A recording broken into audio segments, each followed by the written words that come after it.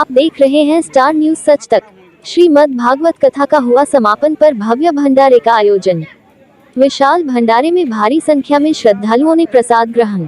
मिर्जापुर छानबे क्षेत्र के गंगा नदी के तट पर स्थित गौरा गांव में बीते 21 अप्रैल से शुरू हुए 7 दिवसीय श्रीमद् भागवत कथा की शुक्रवार को धार्मिक माहौल में पूर्णाहुति हो गई।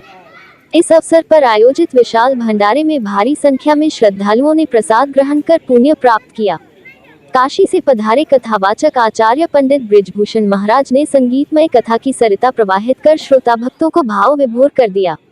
उन्होंने कहा कि जब तक सनातन समाज में श्री राम व भागवत कथा पाठ होता रहेगा, तब तक शांति, सद्भावना व प्रेम की गंगा बहती रहेगी।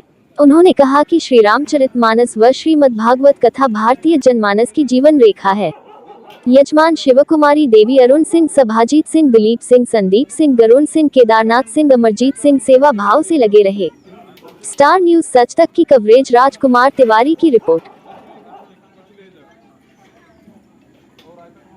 आज भागवत कथा का यहाँ पे आयोजन लगभग 7 दिन से हो रहा था। आज आखिरी दिन है जिसमें भारी भीड़ पहुँच रही है प्रसाद ग्रहण करने के लिए। भागवत कथा सुनने से मनुष्य को क्या लाभ होता है?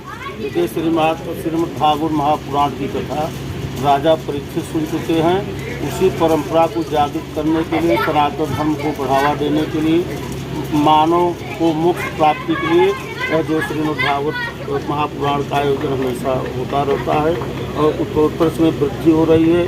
इससे समाज का कल्याण होता है, देश का कल्याण होता है और इससे जो है धर्म की जो है वृद्धि होती है। क्या सनातन पर जिस समय उठा पटक चल रही है, जैसा कि चाहे जो आके बोल के जा रहा है, सनातन क्या आगे चलकर कहीं कमज़ोर तो नहीं पड़ रहा है? सनातन धर्म कभी नष्ट होने वाला नहीं है। यह सदियों से चला आ रहा है। आदि शंकराचार्य के समय से इसका जो है विस्तार जो है बढ़ता चला जा रहा है। जब तक सूर्य और चंद्रमा रहेंगे, पृथ्वी रहेगी, तब तक यह सनातन धर्म नष्ट होने वाला नहीं है। इसको जो है कोई नष्ट नहीं कर सकता। मानव संदेश क्या है?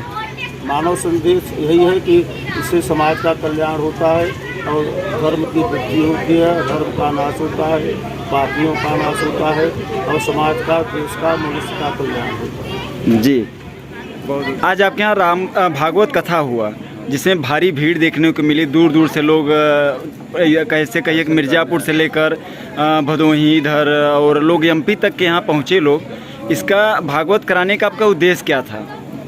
एक्चुअली भागवत का उद्देश्य क्या है, ये हमारे पूर्वज, जितने पूर्वज हैं और हमारे पूरे खानदान के पूर्वज हैं, उनको मुक्ति मिले। वो भी एक्चुअली आते हैं, भागवत कथा सब सुनने आते हैं। ऐसा हमारे हिंदू कल्चर में ऐसा मानना है कि सब सुनने आते हैं जितने पूर्वज हैं, तो उनको मुक्ति मिलती है भागवत कथा श्रवण करके। मतलब एक तरह से कहे सनातन में सनातन धर्म में ऐसा है कि सारे पूर्वज जितने हैं सबको मुक्ति मिलती है भागवत कथा श्रवण से। जी, तो ये मेन मकसद रहता है कि हमारे पूर्वज मुक्ति मिले, सोने अच्छे से श्रवण करें और भागवत कथा का रस पान करें। जी, भागवत कथा सुनने से जैसा कि देख रहे हैं कि लोगों में बड़ी खुशी है और यहाँ से लोग निकलते हुए बड़ा ही बखान करते जा रहे थे। उत्साहित रहते हैं जी, जितने हैं सभी यहाँ पे आते हैं और कहते हैं कि ये बहुत पुण्य का काम है। और वो जो ये बोलते हैं कि हर एक श्लोक भी, भागवत कथा का 18,000 श्लोक है, उसमें एक श्लोक भी अगर कोई सुन ले तो ऐसा माना जाता है उनको मुक्ति मिल जाएगी। जी, ऐसा है। तो इसलिए बहुत दूर दूर से आते हैं श्रवण करने भागवत कथा। मतलब लोगों को एक तरह से कहिए कि आज हिंदू धर्म को, सनातन आगे बढ़ाने के लिए लगभग हर जगह एक कथा होनी चाहिए। बिल्कुल, सनातन धर्म को भी बढ़ाने के लिए। और एक बहुत बड़ी चीज़ ये है कि अगर ये कथा हम लोग अपने आचरण में लाएं ना, तो हमारे लाइफ जो जीवन है वो सरल हो जाती है।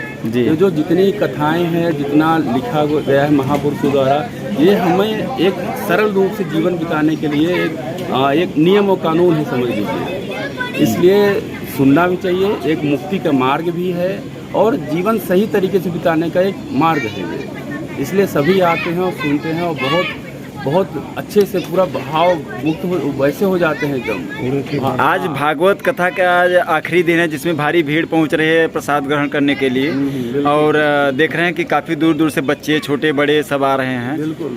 तो अब ये आप जानते हैं भागवत का है एक श्लोक, जैसे कि अभी बताया, एक श्लोक सुनने से इतना ज़्यादा मुक्ति मिल जाता है। तो ये ऐसे ये भी प्रसाद के लिए भी कहा गया है कि भागवत अगर श्लोक नहीं सुन पाया तो एक प्रसाद भी अगर ग्रहण कर लेंगे तो वो भी एक मुक्ति का मार्ग है। इसलिए सब भारी संख्या में यहाँ पे आए हैं, भागवत कथा प्रसाद ग्रहण करने आ रहे हैं। जी धन्यवाद।